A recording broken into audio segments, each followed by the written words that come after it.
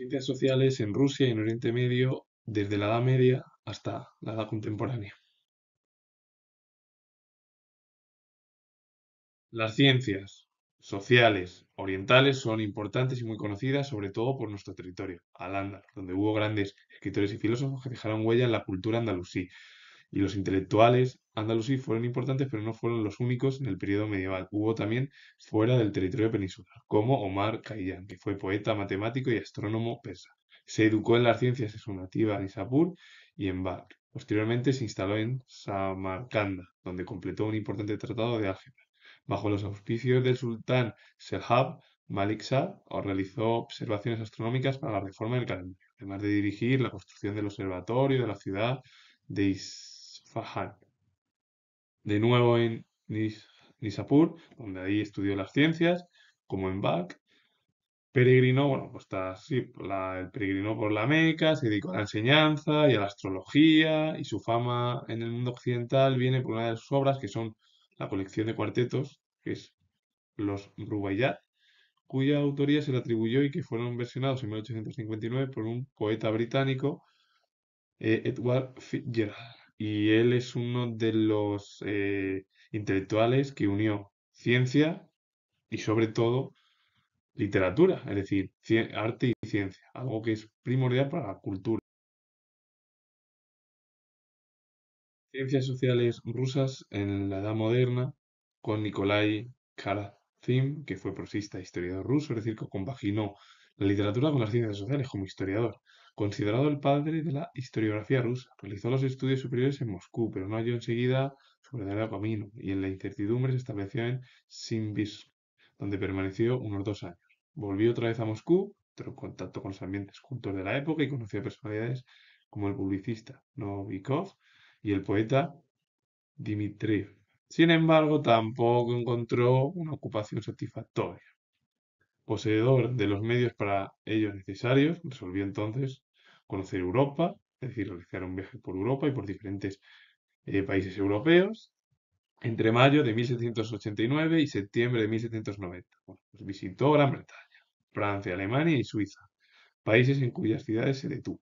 Y la obra es Cartas de un viajero ruso de 1789-1790. Tiene que ver con esos viajes que realizó el propio poeta e historiador ruso, Karamzin.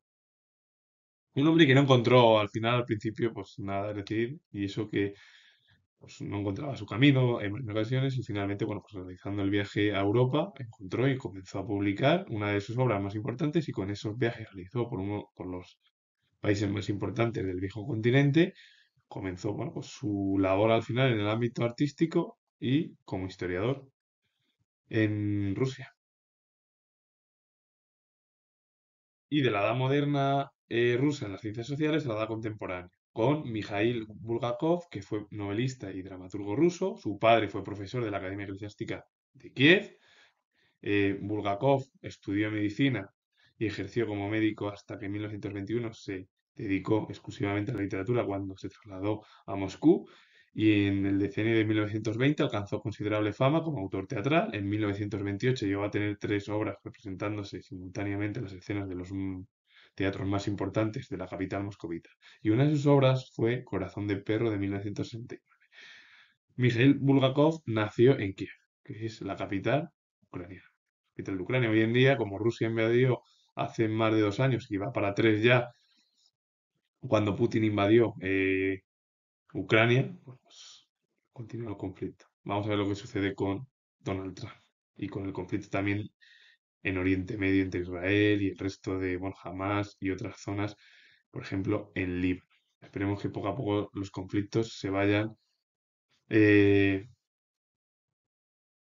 quitando para evitar una futura tercera guerra mundial. Y esto lo digo yo siendo historiador, porque hoy en día la situación es muy débil para Europa y para diversos organismos occidentales, sobre todo Japón y también, bueno, todo ello porque también en China está con una hegemonía muy fuerte en lo político. Puede ser que se traslade la guerra de Ucrania, o de Europa, mejor dicho, no en Ucrania, a